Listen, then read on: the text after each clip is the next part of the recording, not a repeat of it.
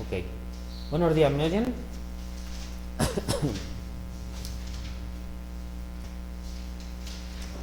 Bueno. Sí, bueno, escucho. Ok, gracias. Yo soy Moisés Sotobajo, este es el curso de Análisis Matemático en RN. Hoy es miércoles 11 de mayo de 2022 y tenemos una sesión de 2 horas que vamos a dedicar a teoría. A ver si no tenemos ningún problema.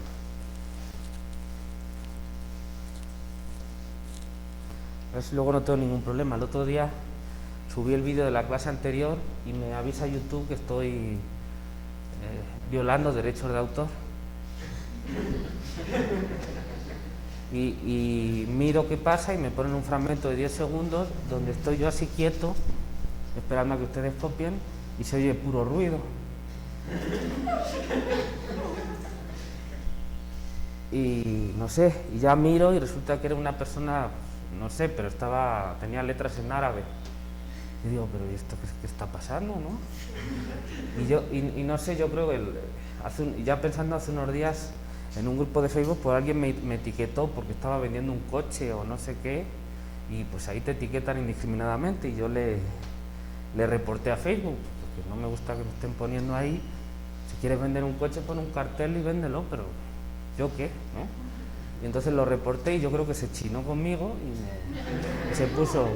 Dios, y claro, pues impugné la violación de derechos de autor, pues si estoy dando mi clase, todavía, no sé, Cochía a lo mejor me puede decir algo, pero un tío que no conozco árabe, pues, así que bueno, esperemos no tener ningún problema.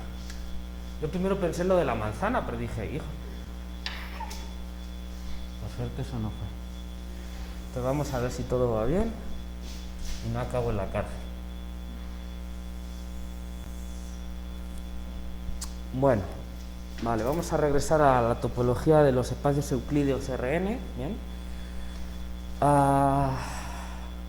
Bueno, como han pasado unos días, ¿quieren que les recuerde la definición de convergencia en Rn y de sucesión de Cauchy en Rn? Lo tienen todos presentes, ¿no? Vale, porque vamos a partir de ahí. Muy bien. Bueno, si alguien necesita revisarlo, pues está en los vídeos anteriores y lo tienen ahí en las notas. Vale. Un resultado que vimos antes de irnos de vacaciones fue el teorema de caracterización de la convergencia en espacios euclídeos los espacios euclídeos Rn.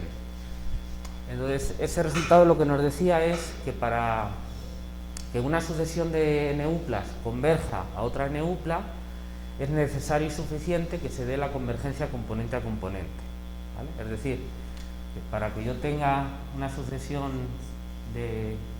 ya ni me acuerdo cómo lo estoy notando, a ver. Ok. Yo tengo un xk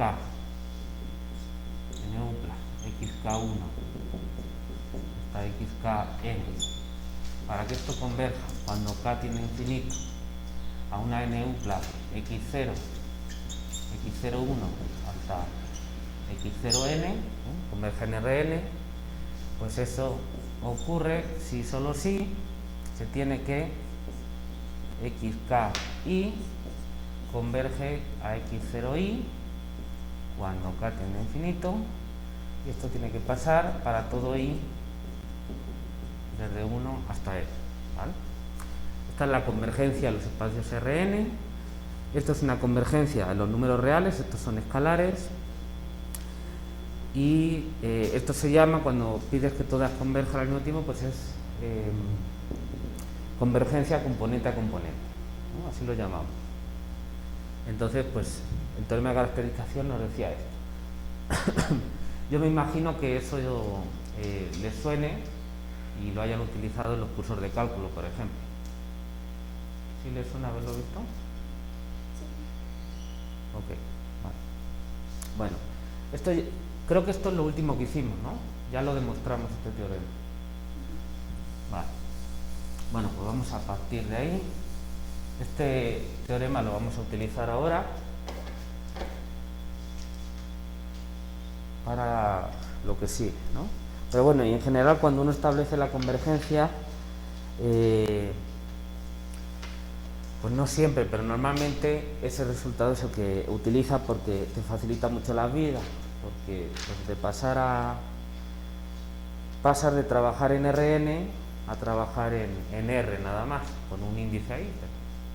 Entonces eso normalmente facilita las cosas. Vamos a ver el siguiente teorema. Bueno, ahora esto no quiere escribir. Este creo que ya dio lo que tenía que dar.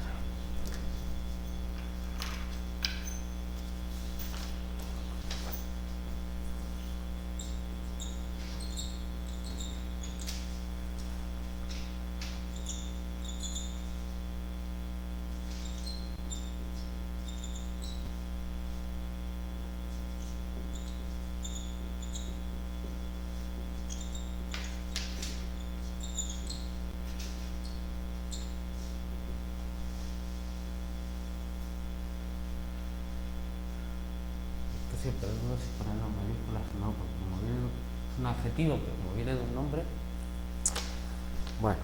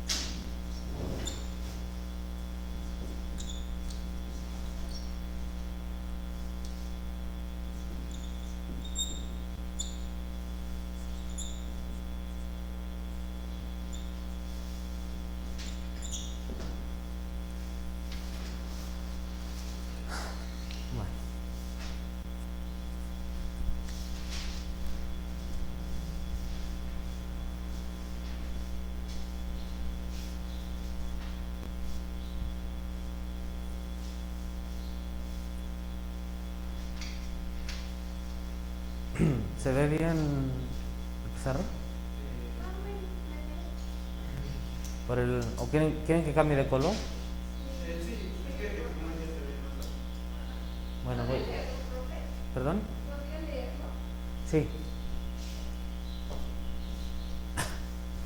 Bueno, este es el teorema de completitud del espacio euclídeo Rn. Te dice, escrito en prosa, dice, toda sucesión de Cauchy en Rn es convergente en Rn.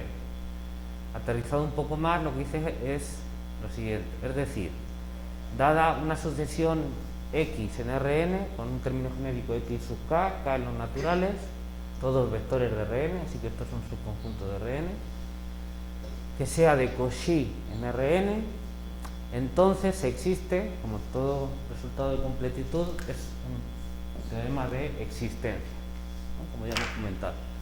Existe un X sub 0 perteneciente a Rn, tal que el límite de los xk cuando k tiende a infinito es x0, obviamente en Rn. ¿Vale?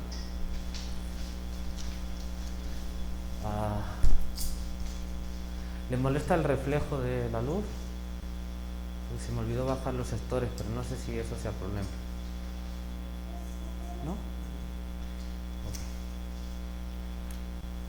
Bueno, entonces, uno de los objetivos de mis objetivos en este curso es que cuando lean esto ya se aburran, ¿vale? Ya esto les aburra porque ya les suena parecido a otras cosas que ya hemos visto. Si eso ocurre está bien, porque eso es lo que debería pasar, que vean la analogía con otros resultados, entonces pues ya saben de qué va el asunto. Pues yo espero que sea así. Entonces, por favor, si no lo han hecho ya, noten la analogía que hay entre el resultado más importante del curso, que es el teorema de completitud de los números reales, ¿bien?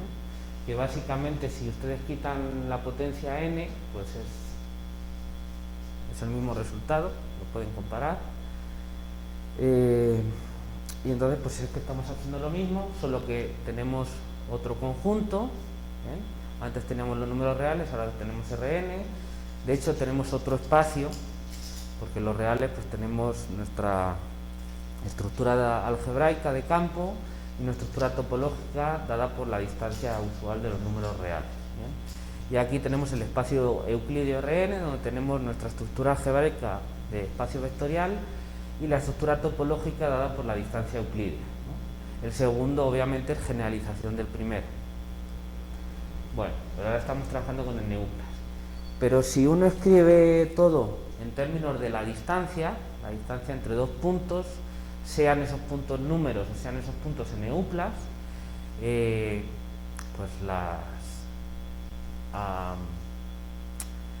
las definiciones de distancia, de convergencia, pues son completamente similares, las nociones de sucesión de Cauchy son completamente similares, está todo en términos de, es una definición epsilon j, ¿no? Donde aparece la distancia, nada más está diciendo que la distancia sea pequeña para índices grandes, ¿no? En las dos, en convergencia y en sucesión de Cauchy. Entonces es completamente análogo.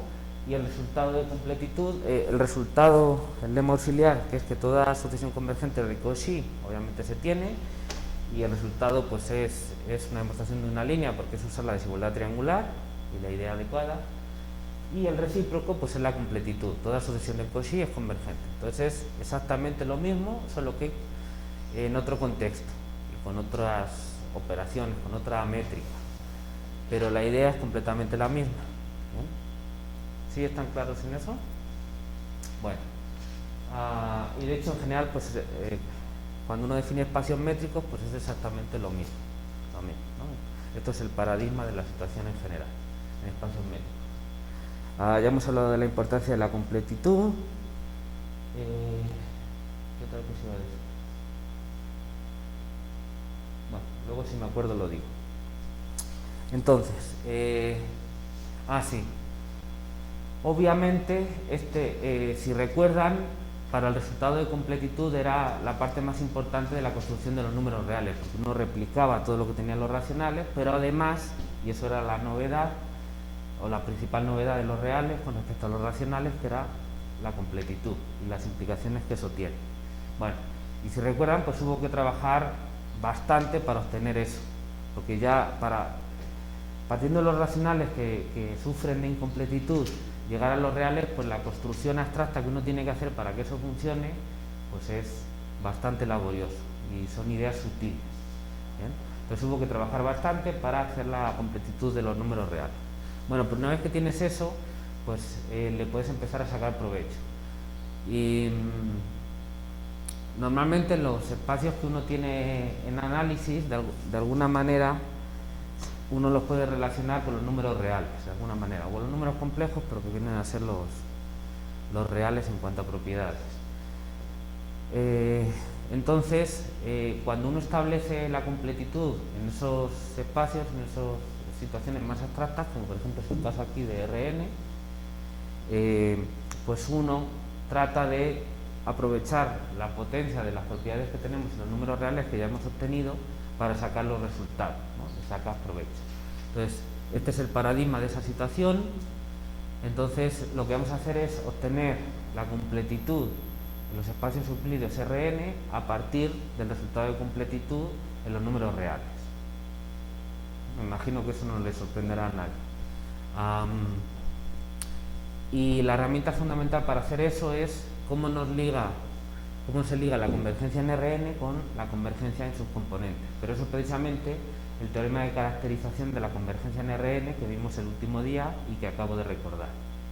Entonces, pues con esas dos componentes, pues ya, esto es juntar las piezas. ¿Sí se ve? ¿Tienen claro todo lo que digo? Sí. Entonces lo puedo dejar como ejercicio. No. Vale, vamos a verlo.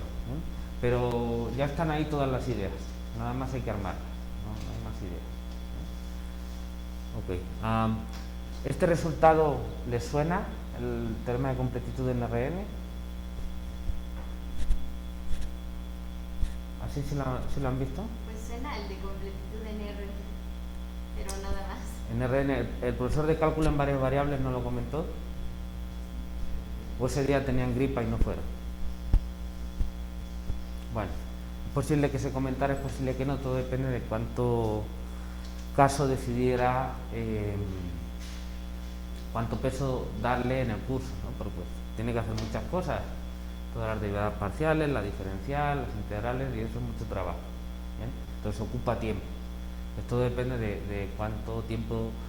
Pero normalmente en el curso de cálculo de varias variables lo primero que se hace es hablar un poquito de topología en RN, porque para hablar de continuidad y todo eso, pues es que tienes que hacerlo. Si no sabes lo que es un abierto, lo que es un punto interior de un conjunto, pues cómo te pones, no puedes ponerte a definir límites así a las bravas, o función continua de varias variables, o todo eso, no puedes, ¿no? La diferencial y demás. Entonces tienen que hablar un poco de topología. Y uno de los teoremas fundamentales, y no el fundamental, en la topología de RN, pues es la completitud, ¿no? Y quiero que entiendan bien la importancia del concepto de completitud, ¿no? Por ejemplo, para hacer análisis, pues uno tiene derivadas, integrales, continuidad y todo eso, pero bien pensado todo eso se basa en el concepto de límite. ¿Bien? Definir continuidad, pues la definición es calcada a la de límite, y de hecho se puede definir continuidad en términos de sucesiones. Hay una formulación de la continuidad de una función en términos de sucesión, que van al punto y que les pasa a sus imágenes. Para definir la derivada, pues es un límite, ¿no? Para definir la integral, pues si la quieres definir con cuidado, la integral de Riemann, pues tienes que hacer las sumas de Riemann y luego ver cómo pasas al límite con esas particiones y demás, pero tienes igual límites, si no, eso no va. Entonces la palabra clave en el análisis es la de límite, de ahí pende todo, si no tienes límites no tienes nada. Ahora, como ya les he dicho, no se puede hacer análisis en los números racionales, un análisis que merezca la pena, porque si tú puedes escribir la definición de límite, y de hecho hemos utilizado sucesiones convergentes en los racionales. Si convergen a un racional, perfecto, pero el problema es que para una sucesión en general que merezca ser convergente, es decir, las sucesiones de Cauchy, como hemos visto, pues no está asegurado que haya ese límite. Entonces imagínense que uno quiere hacer el curso de cálculo, pero solo en los racionales, porque es un fanático de los racionales y es lo único que se entiende, y lo de eso de los irracionales es un cuento chino. Bueno, pues es que tendrían que poner en todos los resultados, si se tiene este límite y ese límite existe, entonces pasa tal cosa. Entonces imagínense hacer todos los resultados del cálculo poniendo ese tipo de condiciones. ¿Por qué? Porque no tienes asegurado, aunque tú tengas una sucesión que merezca ser convergente, que el límite esté en tu conjunto, y entonces pues no puedes utilizar algo que no sabes si existe. Ese es el punto. ¿Bien? Entonces eso sería un desastre. Entonces no se puede hacer nada sin completitud, nada que funcione medianamente. Bueno, vamos a hacer ya el teorema de completitud. Bueno, la demostración es breve porque lo principal ya está hecho, ¿vale? Como digo, nada más hay que unir esas piezas. Entonces, me estoy acordando ahora. Hubo un teorema que ya pasándolo a las notas me di cuenta que la demostración contenía un error. Se lo puse en Teams, no sé si lo hayan visto.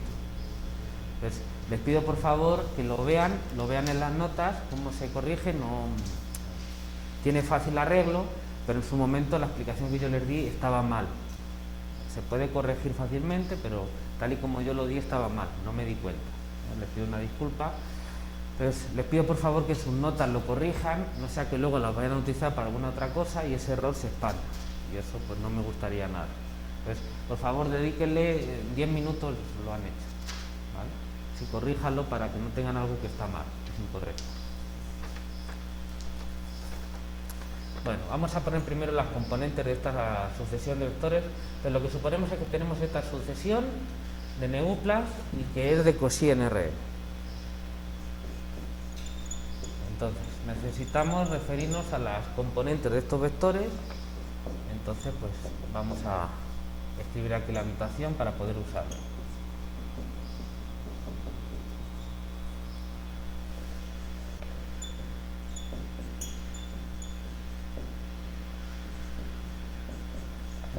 Si se fijan, en el enunciado no lo puse porque no lo necesitaba poner, no lo iba a usar realmente, pero ahora sí lo voy a usar.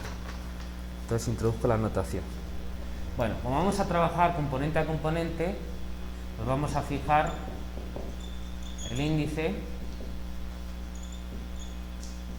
con el que vamos a hacer las cuentas en R y ya está, pero en realidad lo estamos haciendo para todos al mismo tiempo.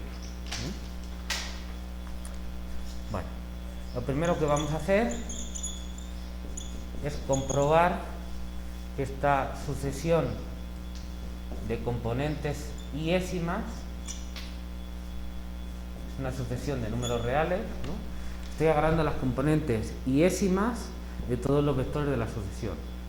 Entonces son números reales, ya están ordenados. Entonces lo considero como el índice K se mueve, el índice I está fijo. A ver, vamos a ponerlo separadito para que se vea. Entonces esto es una sucesión de números reales. Y lo que vamos a ver es que esta sucesión es de Cauchy.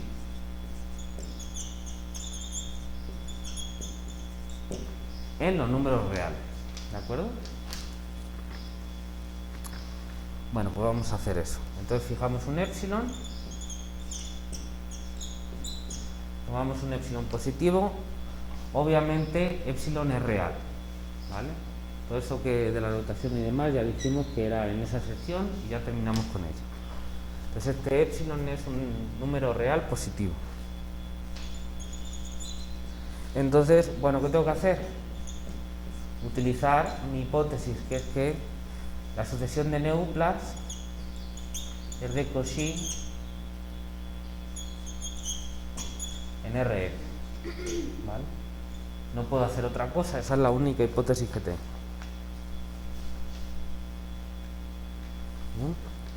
Entonces ya tengo el épsilon, utilizando la condición de Cauchy de esta sucesión de neuplas, pues yo tengo que existe un J natural tal que la norma de xj menos xk es menor que épsilon si j y k son mayores o iguales que j mayúscula.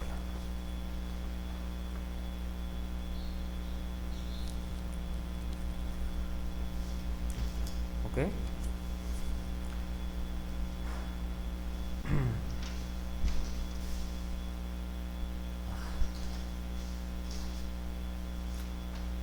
Bueno, aquí me conviene recordar un lema que hicimos. Dijimos, quizá es buena idea que cambie de color. A ver si agarro otro color negro.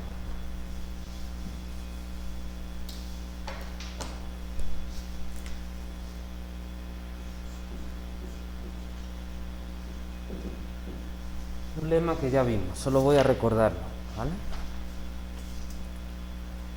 Entonces lo escribo resumidamente. Tiene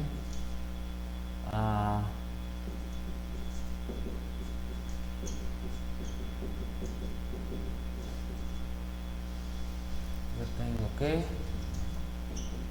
y sub i es menor o igual que la norma de y es menor o igual que raíz de n por el máximo, aquí voy a poner j por ejemplo, de y sub j. ¿Recuerdan ese lema, no? Bueno, y esto es cierto para todo i.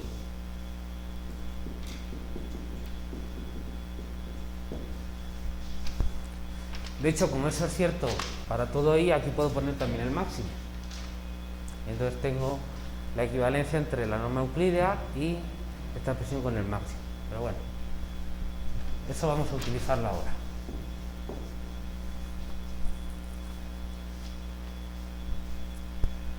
Entonces, voy a continuar aquí. Por el lema, ese de ahí. si los índices j y k son mayores o iguales que este j mayor, la que ya sé que existe, entonces se tiene que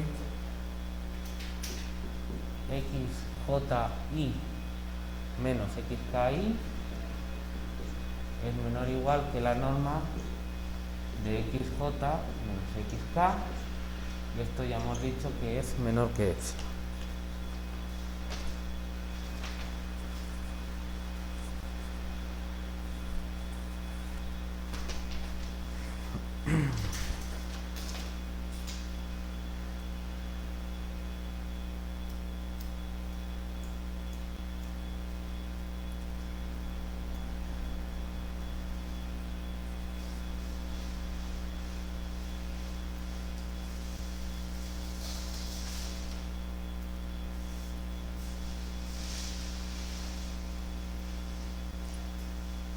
¿Okay? Estoy utilizando, de hecho solo estoy utilizando la desigualdad de izquierda en el lema, además es la que me hace falta ahora, y estoy utilizándola con el vector y igual a xj menos xk, ¿no? Y la componente iésima, y es un índice que ya hemos fijado aquí, ¿vale?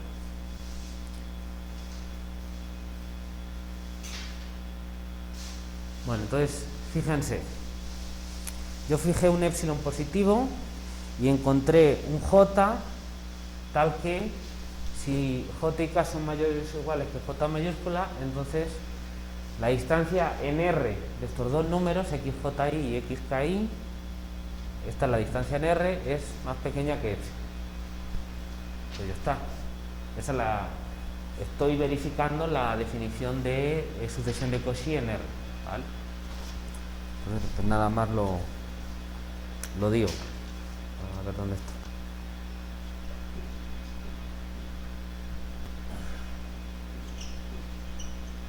Como epsilon positivo es arbitrario,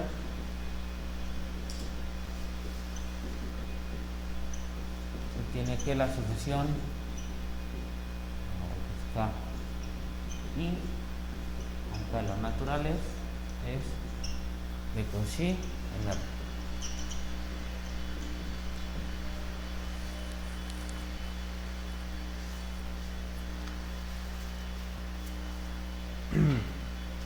¿En casa me siguen?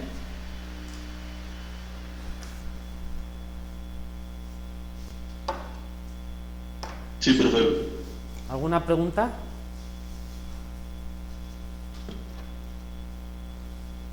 Por ahora no.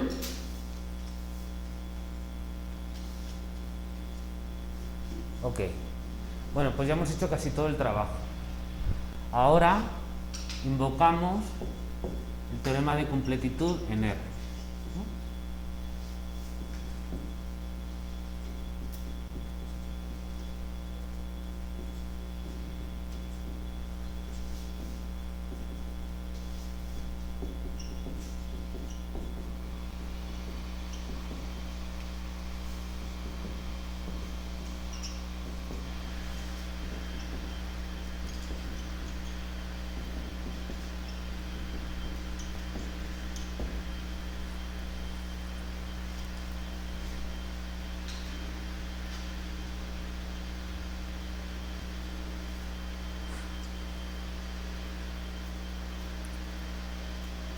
Entonces, de hecho, la demostración de este teorema casi se puede dejar como ejercicio realmente, ¿eh? No tiene nada. Una vez que uno ya sabe que tiene que utilizar el teorema de completitud en R y el teorema de caracterización de la convergencia en Rn, pues ya está. Eso es lo que vamos a hacer. El único detallito es ver que las sucesiones componente a componente son de Cauchy. Eso es lo que ya hemos hecho. ¿Y que hemos utilizado? Pues simplemente este lema numérico, que es muy sencillo de establecer y que relaciona el tamaño de las componentes con el tamaño de los vectores con la norma. Ya está. Una vez hecho eso, si se fijan, eso es lo único que hemos utilizado aquí. Ya hemos visto que estas sucesiones son de Cauchy. Y una vez que ya tienes eso, estas sucesiones de componentes, las entradas de los vectores. Una vez que tenemos eso, pues lo demás es automático. No hay que hacer nada. Por el teorema de completitud en R, puesto que esto es una sucesión de Cauchy en R, entonces es convergente. Entonces hay un número, le puedo denotar como yo quiera, le denoto x sub 0i porque ahora me va a ser cómodo hacerlo así. Entonces, pues existe un número real, yo lo pongo así, que es el límite de esta sucesión de números reales. ¿Vale? ¿Está claro todo? Directamente el teorema de completitud, no hay que hacer nada. Ahora, pues, como esto lo puedo hacer para cada i, pues ahora simplemente denotamos como x sub 0 esta neupla, que está en Rn, obviamente, ¿no? Esto lo hago para cada i, tengo n i's, los tengo ordenados, pues los junto, estos números reales, en una neupla y la llamo x0. Ya está. Y ahora invoco el teorema que vimos al principio de la clase.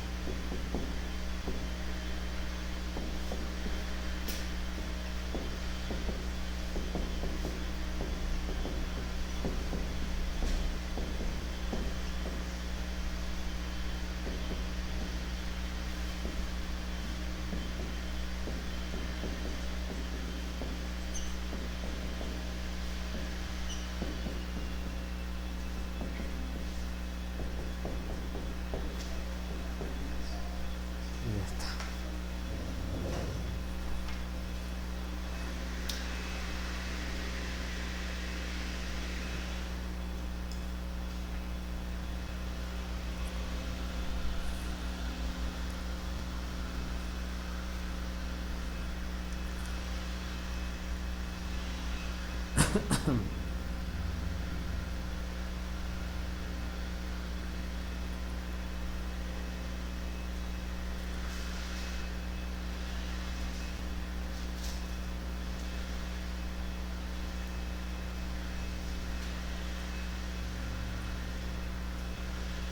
¿No?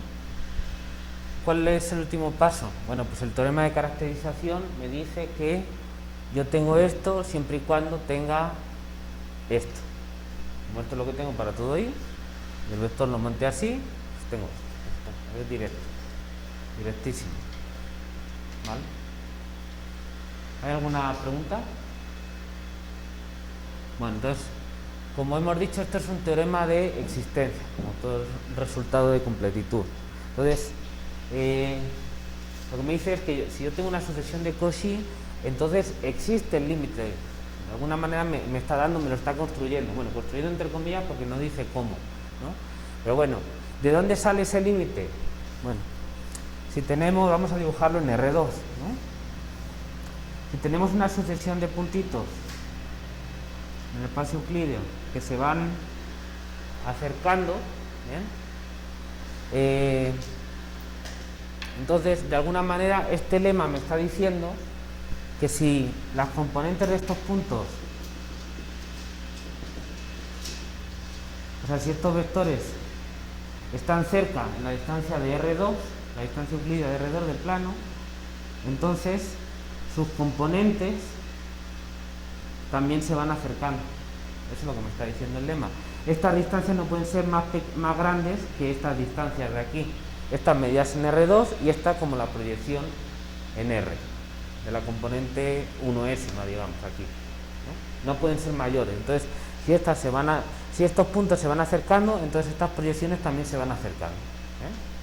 Y entonces, y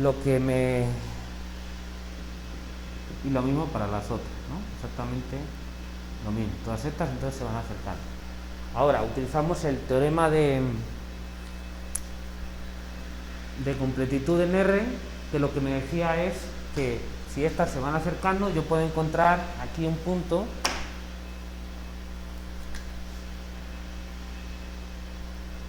al cual todas estas proyecciones convergen. Y aquí igual. Ahora por aquí un punto al cual todas estas proyecciones convergen. ¿Cómo hacíamos eso? Bueno, pues revisen la demostración del teorema de completitud, todo lo que trabajamos, ¿no? Para obtener eso. Pero la idea era, yo tengo unos números reales construyo unos números racionales que vayan estando, si yo tengo tenía una sucesión de números reales alfa k, ¿no? Y yo construía una sucesión de números racionales de manera que yo tuviera esto. Por poner un ejemplo, se puede hacer de muchas maneras, ¿no? Es decir, me buscaba números racionales que estuvieran cada vez más cerca de estos números reales.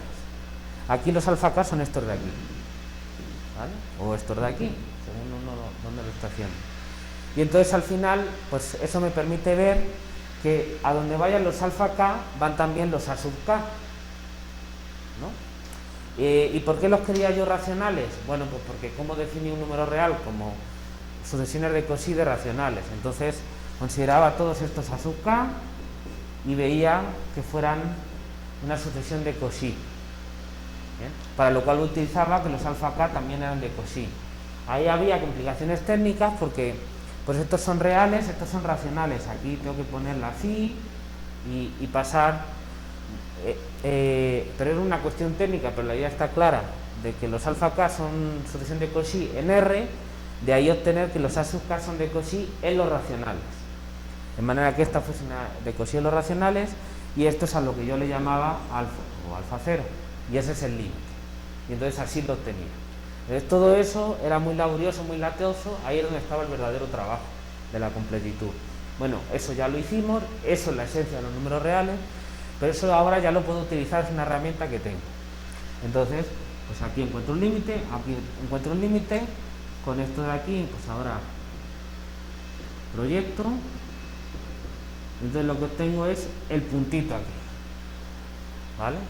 Y entonces el último paso es utilizar el teorema de caracterización que me dice que si estos convergen a estos convergen a así para cada i, entonces los puntitos rojos tienen que converger al verde, ¿vale?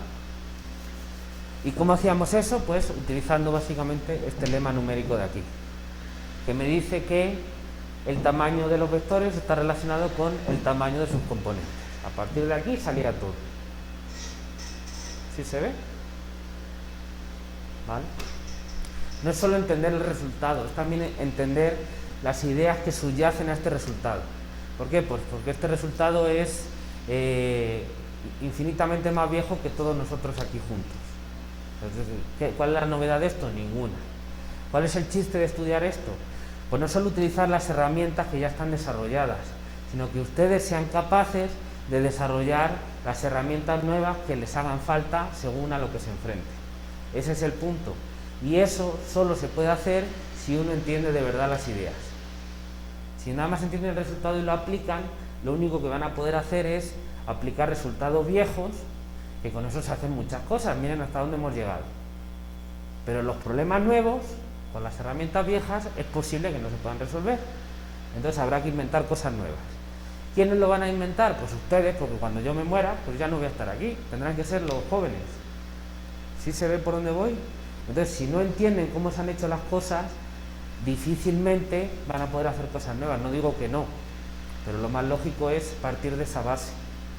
¿Ok? Por eso quiero que entiendan las ideas, porque es la única manera de que entren al juego de luego inventar cosas nuevas.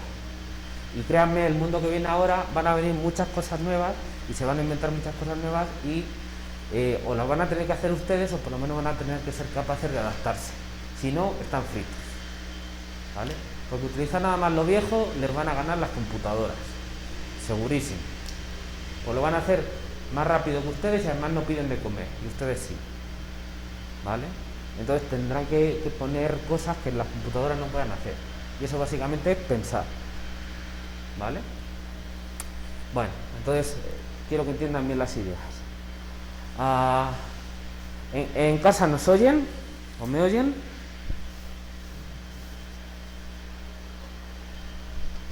¿Tienen alguna pregunta? Sí, profe. Bueno, me imagino que no. ¿Tienen alguna pregunta ustedes? Vale, bueno, pues este es el teorema de completitud en Rn, que es importantísimo. Lo que pasa es que luego ves la demostración y te sabe a poco. ¿Por qué? Pues porque el trabajo duro ya lo hemos hecho con los reales. ¿Vale? Es un resultado importantísimo por las implicaciones que tiene Lo que pasa pues, es que es hijo del realmente importante y el que costó trabajo obtener, que es el de los reales. ¿Vale? Bueno, después de ver el teorema de completitud de los números reales, vimos algunas consecuencias que se deducen de él, porque son resultados importantes en sí mismos y para que vean la importancia que tiene ese resultado, qué tipo de cosas podemos obtener de él y sobre todo, y es un buen ejercicio que lo hagan, comparen con qué pasaría si yo quisiera obtener esos resultados en los racionales, para que vean que uno se estrella con la realidad, no lo tienes. Es que de verdad es consecuencia de la completitud, por eso nos complicamos la vida con todo esto.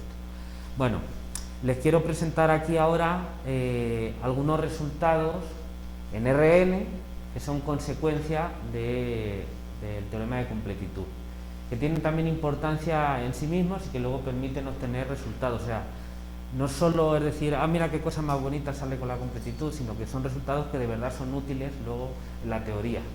En todos los resultados del análisis matemático, pues la fontanería, es decir, por qué eso funciona, aunque a lo mejor muchas veces no lo estés viendo, es porque tenemos todos estos resultados. Entonces les quería contar esos resultados para que los discutamos. No sé si los conozcan o no, pero en cualquier caso los discutimos, ¿vale?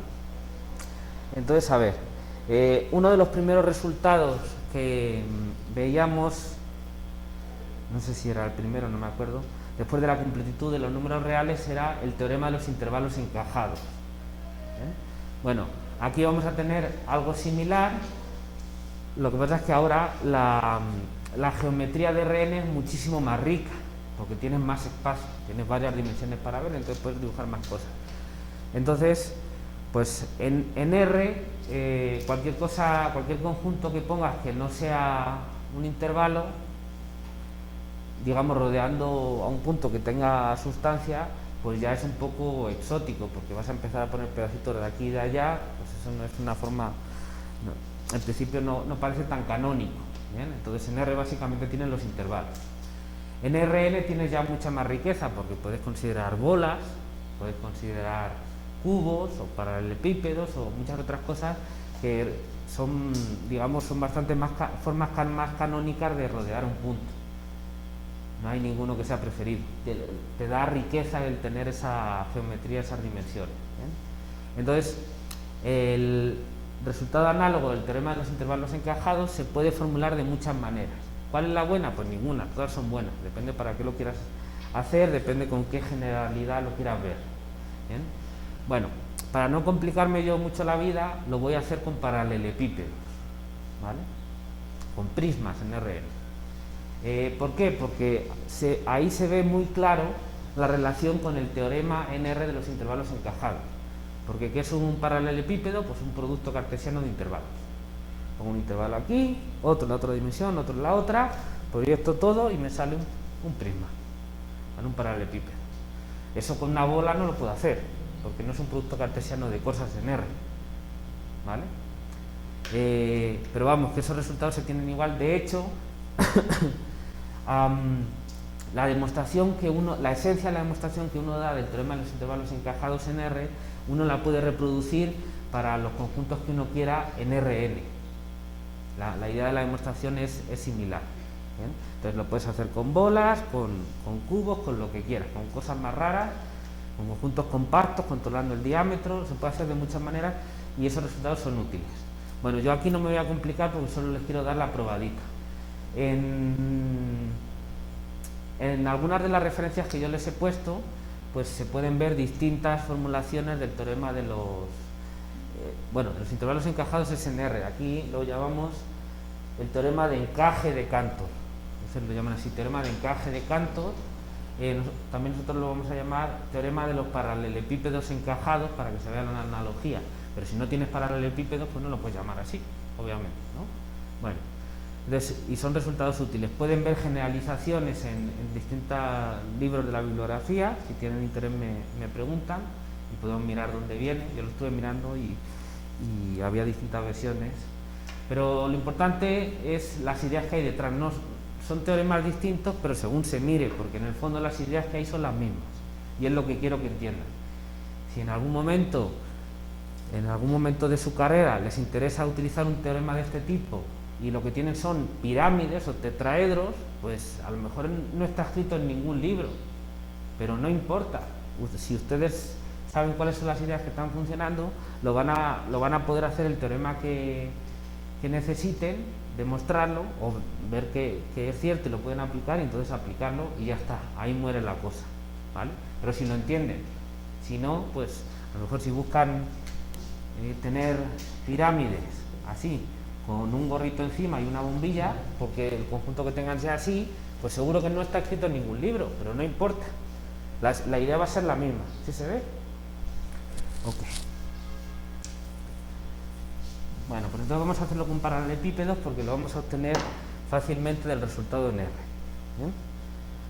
Entonces, bueno, primero vamos a desarrollar la notación de los paralelepípedos, ¿no? Entonces vamos a poner aquí paralelepípedos.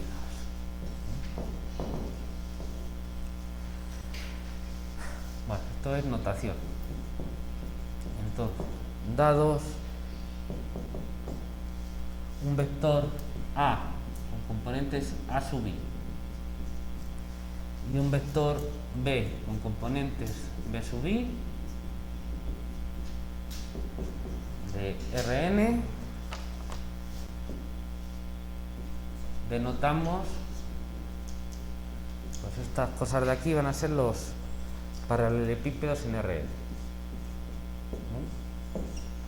Para no complicarme la vida, pues yo voy a poner AB, pero considerando, cuidado, eso no es un intervalo, salvo que n sea igual a 1. Entonces, A y B son n-uplas. Entonces yo estoy poniendo A y B porque es una notación sugestiva y cómoda. ¿Bien? Pero esto no es un intervalo. Voy a definir lo que es.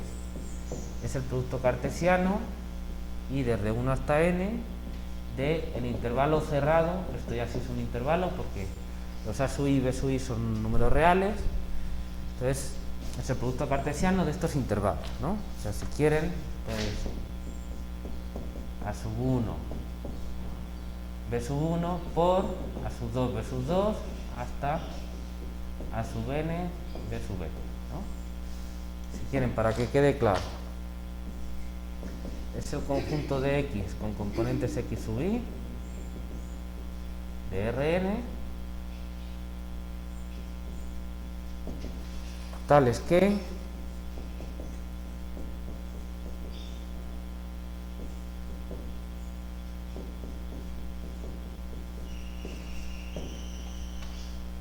A sub i es menor o igual que X sub i, menor o igual que B sub i para todo i, ¿vale? Y bueno, si los queremos abiertos, pues vamos a hacer lo mismo pero con abiertos.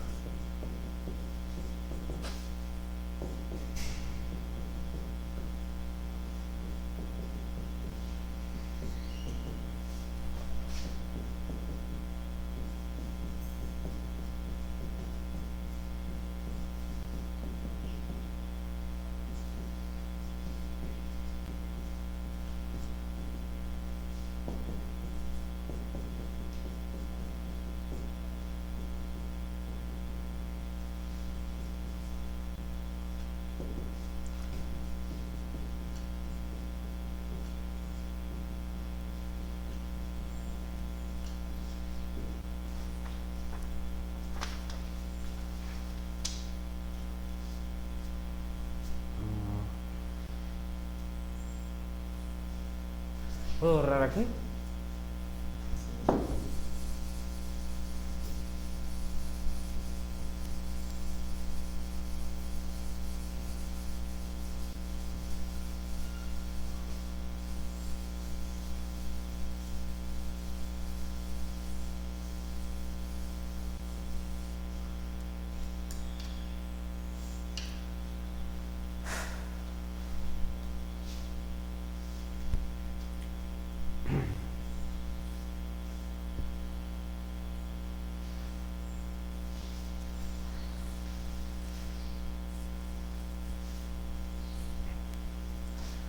Si quieren podemos hacer un dibujo, pero bueno, yo creo que está clara la cosa, ¿no? Tengo aquí, voy a agarrar un intervalo cerrado, este será sub 1, este será b sub 1, aquí otro intervalo cerrado en vertical, este será sub 2, este será b sub 2,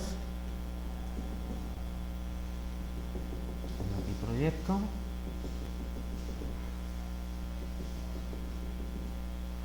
entonces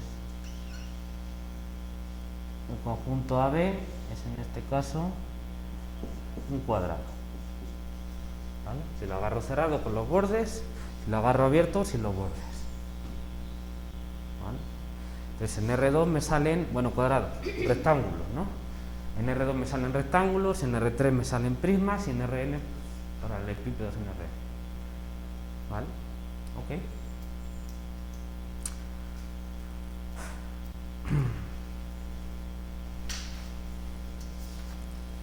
Bueno, vamos a ver el teorema de encaje de Cantor, pero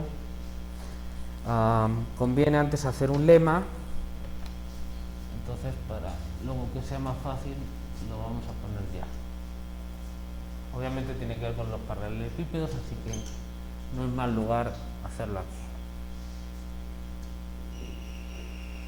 Entonces, tenemos un conjunto de neuplas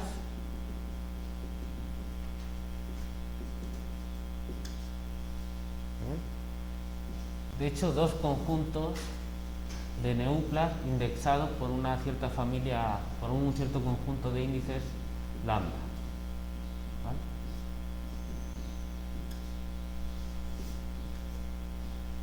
Lambda simplemente un conjunto. Entonces,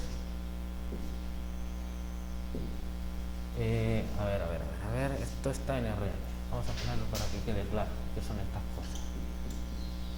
Entonces, tanto estos como estos son subconjuntos de R.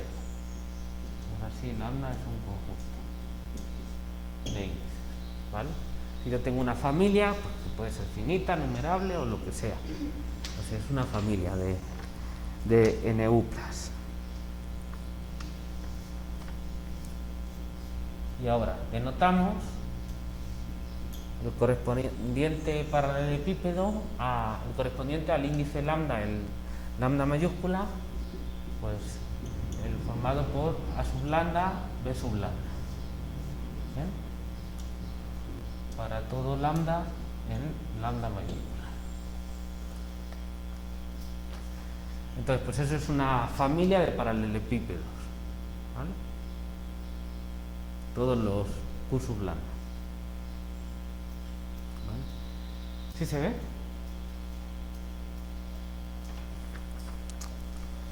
Bueno, lo que digo es lo siguiente.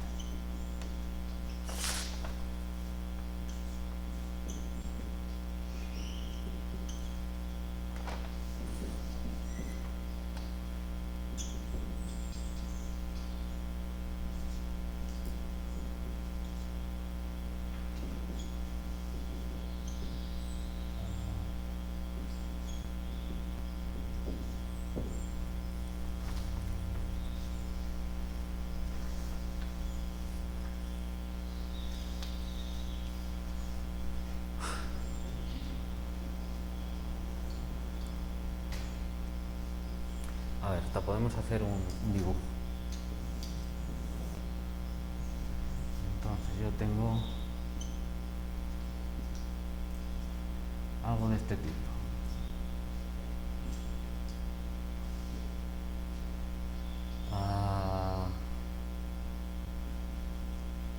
Sí.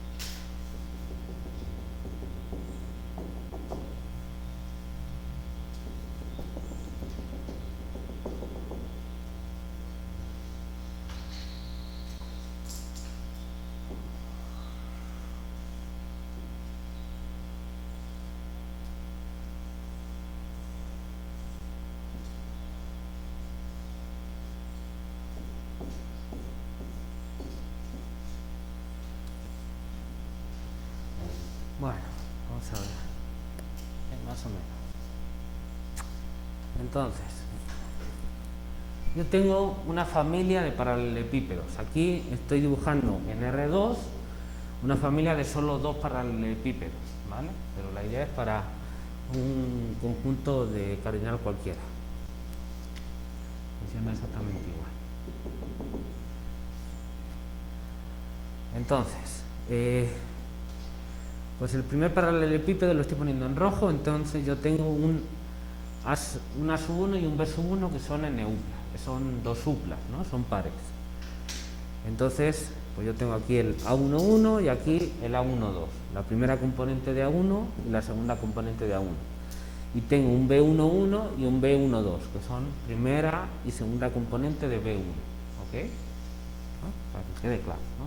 Tengo aquí un A1 que será A11, A12. Tengo también un B1 que es B11, B12. Ahora, el segundo pues está en verde. Tengo aquí un A2 que estará formado por un A21, A22. Y un B2 que está formado por B21, B22. ¿Vale? Uno en rojo y otro en verde, para verlo bien. ¿Sí me siguen? ¿Vale? El segundo índice es el de componente, el primer índice es el elemento de la familia. Entonces, yo formo los paralelepípedos correspondientes y también, pues aquí puedo formar los intervalos.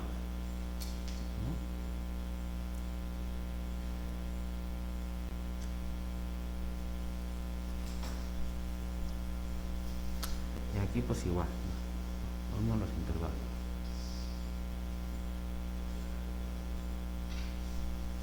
¿Sí se ve? Entonces, lo que me está diciendo el lema es lo siguiente.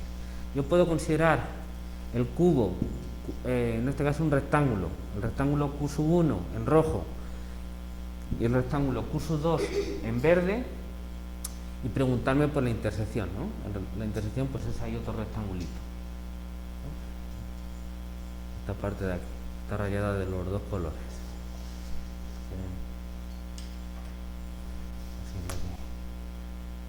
Esta parte de aquí la voy a poner así. En la intersección, ¿vale? Y ahora puedo decir lo siguiente. Bueno, yo puedo hacer las intersecciones de las proyecciones en cada una de las n componentes. Yo puedo hacer la intersección del intervalo del segmento en rojo y del segmento en verde, y entonces eso me da un intervalito aquí en negro. Ese de ahí. Y lo mismo en esto, y me da aquí un intervalito que también lo voy a poner en negro. Sí se ve, ¿no? Y entonces lo que tengo son n intervalitos. Y ahora yo puedo hacer el producto cartesiano en el orden adecuado de esos n intervalitos. Bueno, lo que me está diciendo el resultado es que lo haga de una manera o lo haga de otra, me da lo mismo. ¿Vale? Es decir, estos conjuntos son iguales. ¿Sí se ve?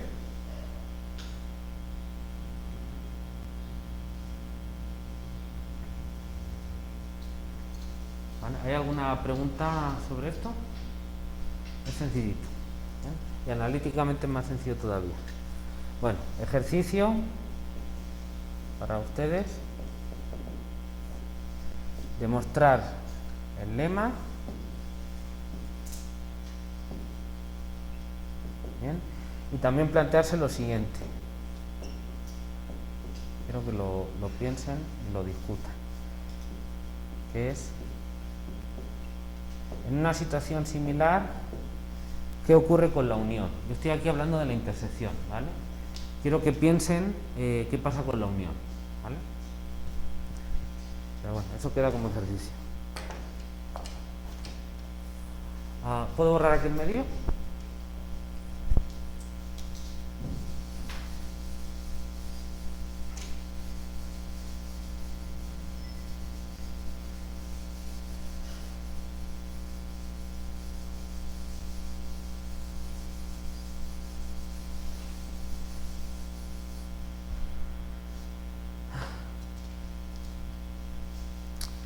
Vale, ahora sí vamos a ver el teorema.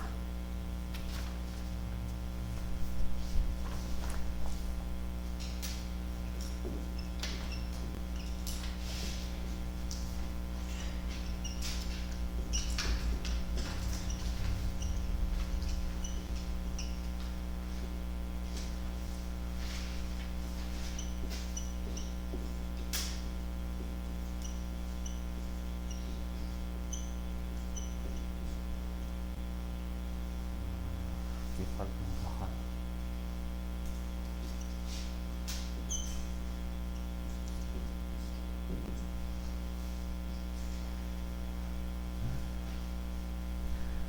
El teorema de encaje de Cantor o teorema de los paralelepípedos encajados. Como quieran.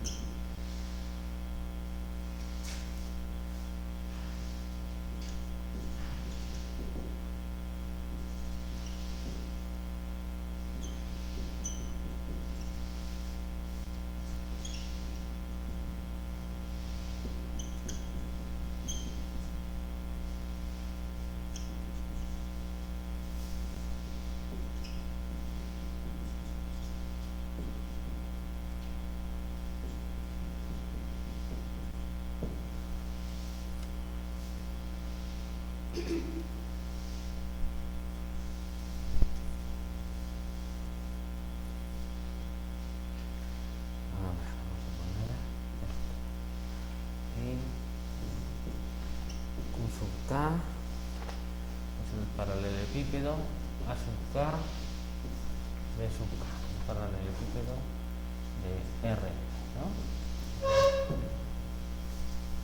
Con calos naturales. Entonces, ahora, supongamos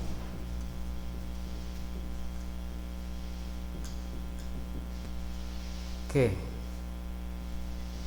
RKI es mayor o igual que 0. ¿Qué más? Para todo K en I.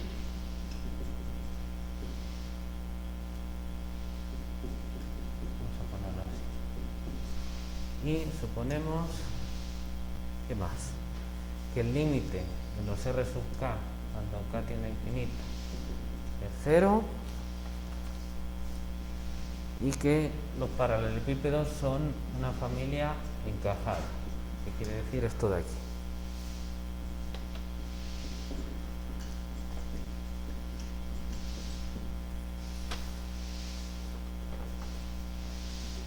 Vamos ahora con las conclusiones.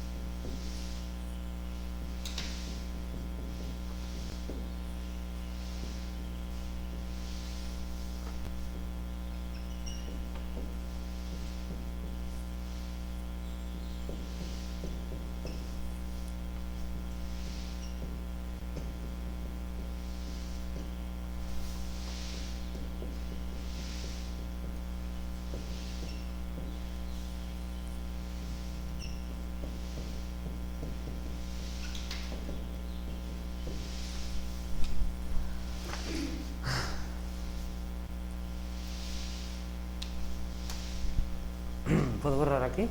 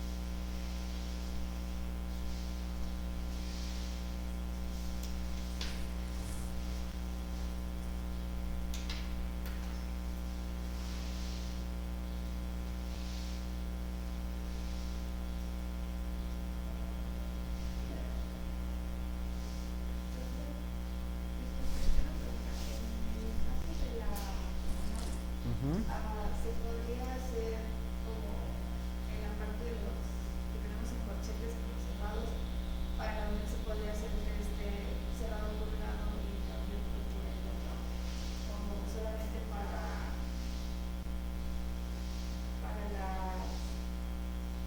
los cerrados. Ajá, para los cerrados, o se puede hacer una parte cerrada y otra abierta. Si quieres podrías discutir el caso, pero está difícil que lo arregles así.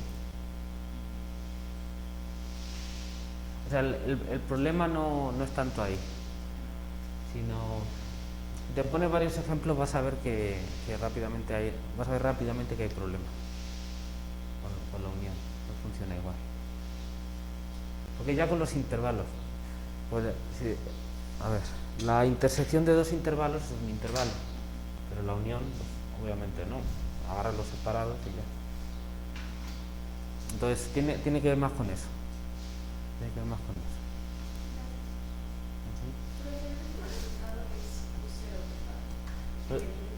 ¿Perdón? El último es U0, en el límite de F sub k y es A sub 0, que es este de aquí. ok. Es el mismo. Aparece aquí y aquí pues lo puse aquí antes.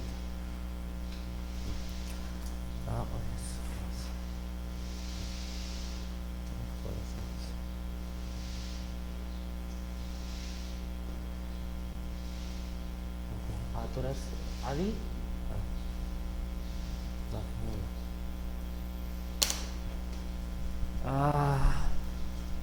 Bueno, ¿qué dice el teorema de encaje de Cantor en el caso de los paralelepípedos, tal y como lo estamos poniendo?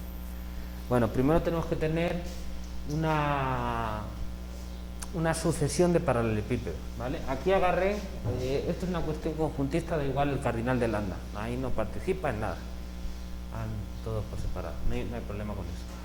Aquí sí vamos a agarrar una sucesión, ¿vale?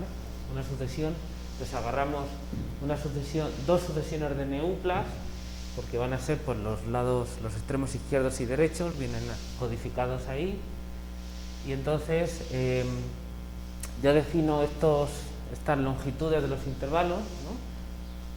Como RKI, y me va a ser útil definir estos RK como el máximo en I de estos de aquí, ¿vale? Bueno, y defino los paralelepípedos Q sub K, que son, pues esto, A sub K, B sub K, ¿vale? Como habíamos puesto. Bueno, ¿cuáles son las hipótesis? Bueno, pongo los RKI mayores o iguales que 0, pues para que A sub KI sea menor o igual que B sub KI, y entonces tener algo, porque si no, todo va a ser vacío y pues estoy diciendo una tontería, porque voy a trabajar con alguno de los conjuntos vacíos, al tomar la intersección obviamente esto me va a dar vacío, no tiene caso. Los RKI tienen que ser mayores o iguales que 0, si no esto ni caso. Que los R sub K tiendan a 0 y por lo tanto como esto es el máximo, pues todos estos van a 0 también, ¿no? Y la hipótesis de encaje, pues es esto, ¿no? Que el Q sub K más 1 como paralelepípedo esté dentro del Q sub K, ¿vale? ¿Sí se ve? Vale, y ya está, son la analogía con el teorema de los intervalos encajados es clara, ¿no? Entonces lo que me dice, pues lo mismo que me decía el teorema de los intervalos encajados, pero en esta situación. Entonces, existe un punto, una n upla a sub 0, tal que pasan dos cosas, la intersección de los paralelepípedos es nada más el a sub 0, y si yo voy agarrando una sucesión de puntos de manera que cada punto esté en el paralelepípedo correspondiente, entonces esa sucesión converge y converge al colapso de los paralelepípedos, ¿no? En la sub 0. Lo mismo que teníamos en R, ¿vale? Y bueno, ¿por qué lo he puesto con paralelepípedos? Como les decía, pues para poder apoyarme en el resultado en R y que sea todo más sencillo, ¿vale? Para que vean, pues aprovechar lo que tengo en R para Rn. Y pues básicamente aquí estoy diciendo ya, o sea, ya con darles este lema, pues la demostración ya tendrán que ver que va por ahí. ¿Qué voy a hacer? Pues componente a componente, ¿vale? Eso si no lo hago con paralelepípedos, ¿cuál es el chiste de los paralelepípedos? Que son producto cartesiano de intervalos. Entonces puedo hacer todo con producto cartesiano. Ese es el punto, ¿no? Si quieren hacer este teorema con, en lugar de paralelepípedos, con una sucesión de bolas, ¿bien? Centradas en los puntos que sean y con los radios que sean, siempre y cuando los radios de las bolas vayan a 0 y las bolas estén encajadas una dentro de otra, ¿no? Como la muñeca en Matrioska, entonces pues los resultados se tienen igual. Claro, ya no puedes basarte en el resultado de R, porque ya no lo puedes hacer por productos cartesianos, porque una bola que tiene que ver con intervalos, nada, es imposible. Entonces tienes que demostrarlo directamente. Lo puedes hacer incluso con conjuntos compactos, también lo pueden ver ahí en la bibliografía. Yo agarro conjuntos compactos que en Rn por el teorema de Heine-Borel son cerrados y acotados, ¿eh? Supongo que sabrán lo que es cerrado por ser del curso de cálculo. Yo aquí no me he querido meter en topología porque si no ya nos íbamos a otras cosas, bueno, no, por cuestión de tiempo, ¿no? Y acotado, pues está claro que esté metido dentro de una bola, ¿no? Que no se vaya infinito. Entonces, pues agarras conjuntos compactos, en conjuntos compactos puedes definir el diámetro como el máximo de la distancia entre dos puntos cualesquiera del conjunto, ¿no? Entonces, la mayor distancia que agarres sin salirte del conjunto, pues eso es el diámetro, que te mide más o menos el tamaño máximo del conjunto, ¿no? Entonces, pues ya está. Si agarras los conjuntos compactos que estén una sucesión de conjuntos compactos que estén encajados y que el límite de los diámetros vaya a 0, pues igual tienes las conclusiones. Y las ideas son siempre las mismas, que es que si yo voy metiéndome una cosa dentro de otra, ¿bien? Y yo tengo una sucesión, pues por cuestiones topológicas, de que son conjuntos cerrados, no puede ser que al final no te quede nada. Algo tiene que quedar, siempre algo tiene que quedar, por la cuestión de que son cerrados. Ahí es importante que sean cerrados. Fíjense que yo estoy tomando los paralelepípedos cerrados. Si lo hacen con abiertos, obviamente es mentira. Busquen un ejemplo sencillo que van a ver con abiertos que no te queda nada. Pero si tienes cerrados, entonces al final siempre te queda algo. Ese es el chiste, las sutilezas de la topología, ¿vale? Entonces son cerrados. Por eso lo estoy diciendo con bolas cerradas. Si lo dice con compactos, pues los compactos son cerrados. Entonces ahí es importante eso, ¿eh? Para demostrarlo en general, pues eso, bueno, las ideas, ¿no? Que se van cerrando, entonces algo te tiene que quedar. Y como los diámetros o los radios o lo que sea van a 0, no te puede quedar algo muy grande, porque ya con que tengas dos puntos, como la distancia se va haciendo pequeña y esos dos puntos te están en una distancia positiva, pues o uno o el otro, porque llega un momento en el que si tienes uno por el propio la propia reducción que estás haciendo, el otro ya queda excluido. Entonces por eso solo te queda un punto. Y las cuestiones de convergencia, pues igual, si todo se va acercando en ese punto, porque los puntos están aquí dentro de estos conjuntos, pues tienen que ir a ese, no hay de otro. Entonces tienes este límite, ¿vale? Pero en casos más generales hay que hacer una demostración que no se base en la de R, porque como digo, ya no es posible relacionarlo con la de R. Entonces yo eso no lo voy a ver, no que sea muy difícil. Si quieren, eso se lo dejo como ejercicio, ver esas generalizaciones. Lo pueden ver en la bibliografía o intentarlo por ustedes mismos. Pueden hacerlo, tratar de hacer la demostración directa con paralelepípedos, o ponérselo con bolas, o ponérselo, si ya están así muy animados, pues con compactos. Las ideas al final son las mismas, ¿vale? Les invito a que lo hagan. Nosotros vamos a ver cómo deducir este resultado del de R, ¿no?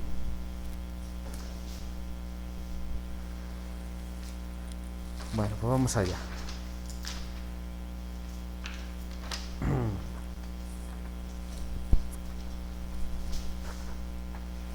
Bueno, demostración. ¿En casa me siguen?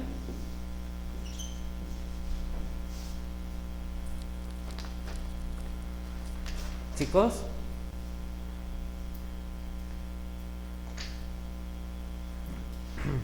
Sí, profe, todo bien. Okay. Bueno, vamos a aplicar. Ok. Vamos a aplicar el lema que acabamos de ver para decir que entonces la intersección de los paralelepípedos, en este caso tengo una familia numerable, pero pues es igual, es el producto cartesiano de la intersección de los intervalos a sub ki, b sub k, i.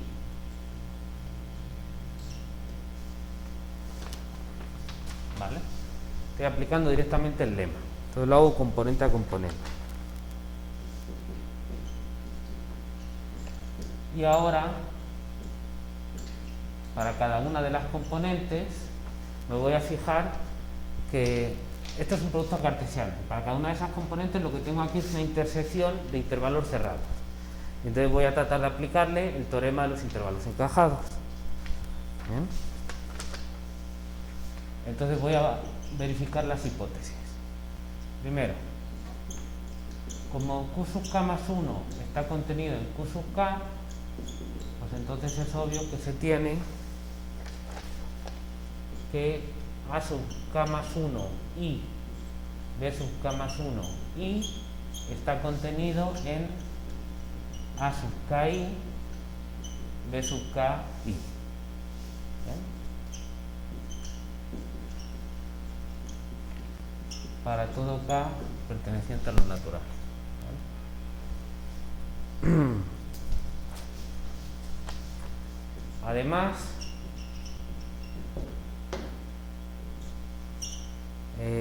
B sub ki menos A sub ki, esto pues es R sub k sub i, que es mayor o igual que 0, y es menor o igual, ¿no?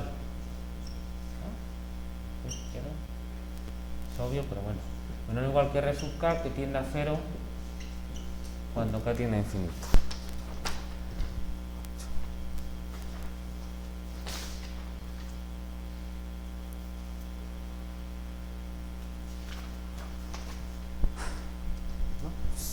Sencillo. Entonces, ahora ya podemos aplicar el teorema de los intervalos encajados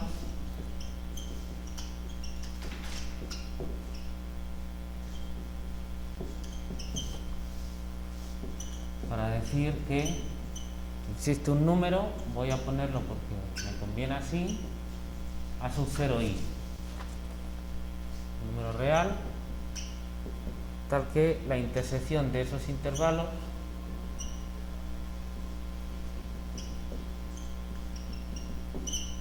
es ese número.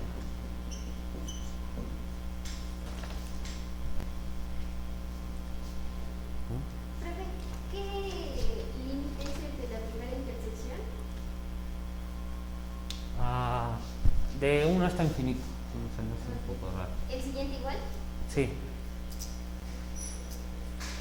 Es la intersección para acá en lo natural.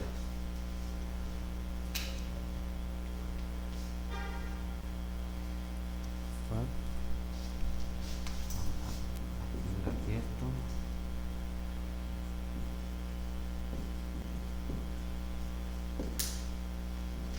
A sub 0 como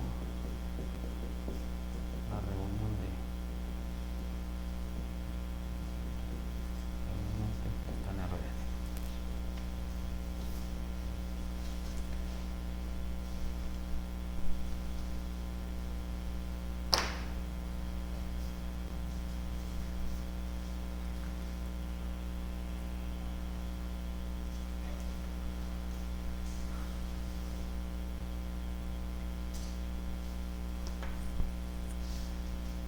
Bueno, entonces, a ver, la demostración.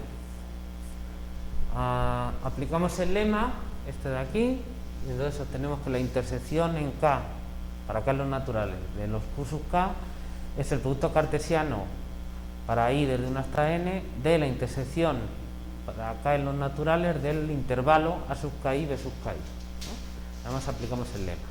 Y entonces, ahora fijamos un I en ese rango, desde 1 hasta N, y entonces nos fijamos que tenemos aquí, esto es una intersección numerable de intervalos, a la cual vamos a aplicarle el teorema de los intervalos encajados. Verificamos las hipótesis del teorema. Primero, estos intervalos están encajados, es decir, A sub k más 1 I, B sub k más 1 I está contenido en A sub KI, B sub KI, eso sale directamente de que los paralelepípedos están encajados. Sale por la propia definición de los paralelepípedos y por esta inclusión. ¿Vale? Chequen ese detalle, pero ahí no hay nada. Simplemente darse cuenta de eso. Entonces, esos intervalos están encajados en K. Ahora, estos números B sub KI menos B sub KI menos A sub KI son los RKI. ¿Bien? Como estoy suponiendo que son mayores o iguales que 0, si quieren hasta yo puedo quitar estos valores absolutos, quizás así queda más claro. Estos números de aquí son mayores o iguales que 0, son los RKI, y aquí están, y los RKI, pues RK es el máximo en I de los RKI, entonces RKI es menor o igual que RK. Y los RK son todos, obviamente, no negativos, porque son el máximo de números no negativos y tienden a 0. Entonces, como tienden a 0, pues estos RKI también tienen que tender a 0, ¿no? Entonces ya podemos aplicar el teorema de los intervalos encajados que vimos, y entonces existe un número que yo lo llamo A sub 0i, porque pues obviamente depende de i, un número real tal que se tiene esta intersección es igual a A sub 0i, al conjunto con un solo punto, ¿vale? Ya está. Bueno, reunimos todos estos A sub 0i en una n-upla A sub 0, ¿vale?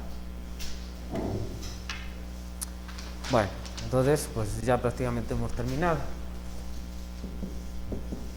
Así, la intersección de los Q sub K, K desde 1 hasta infinito, es el producto cartesiano, como dijimos ahí arriba, de la intersección en K de estos intervalos.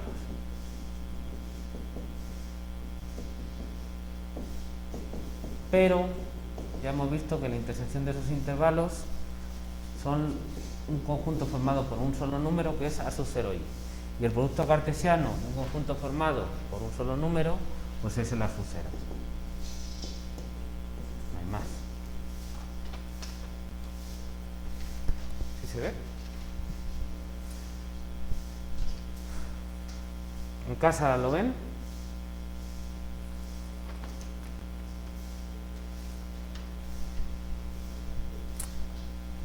Bueno, vamos a hacer dos para ya terminar este teorema hoy. Ya no nos queda nada. Entonces, bueno, necesitamos la notación.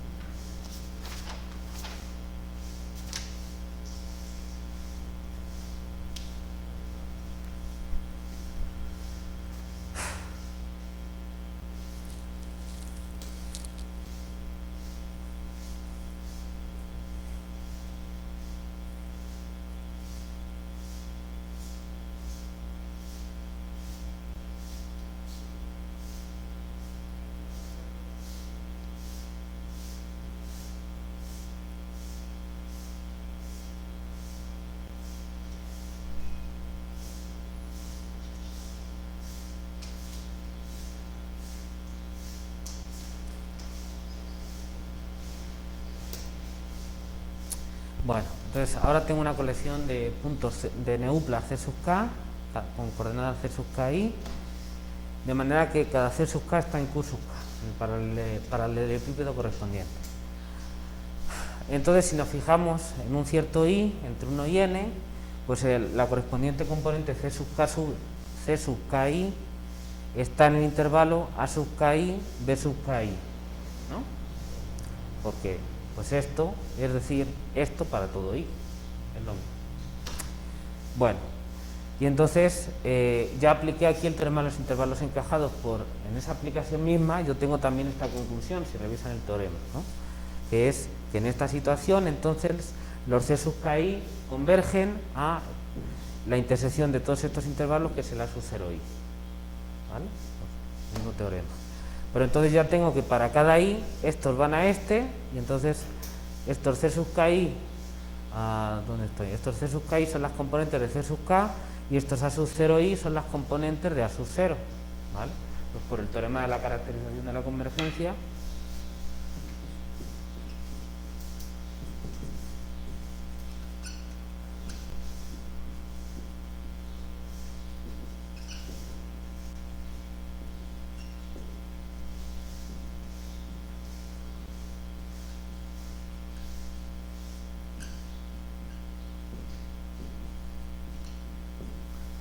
entonces tenemos que los C sub k convergen al A sub 0. Y ya está.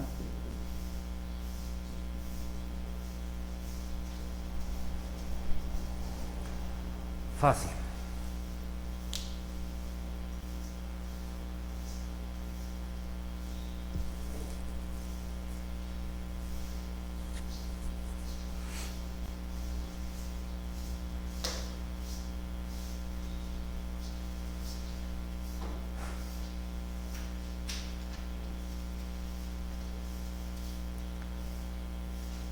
Bueno, ¿alguna pregunta? ¿No?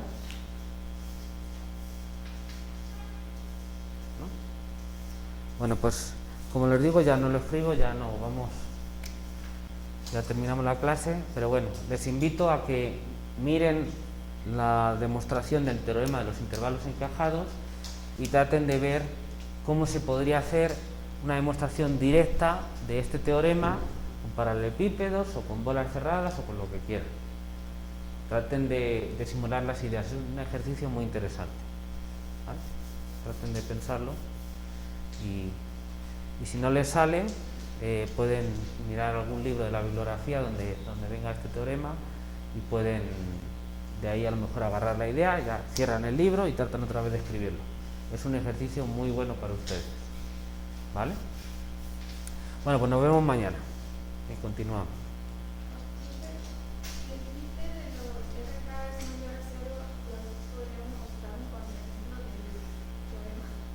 Sí, si este límite no es cero, entonces esta intersección sigue siendo distinta al vacío, pero ya puede haber más de un punto.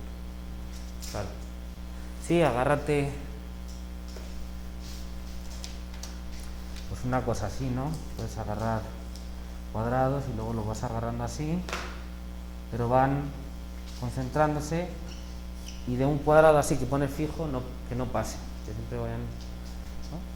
Pues claro que la intersección te va a dar el cuadrado chico. Pero claro, los RK no van a hacer. ¿Vale? Muy bien, nos vemos mañana entonces.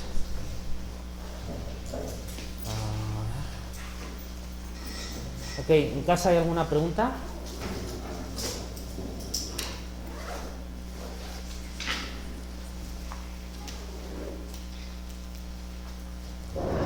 Sale, bueno, entonces terminamos. No, profe, no. Ok, nos vemos.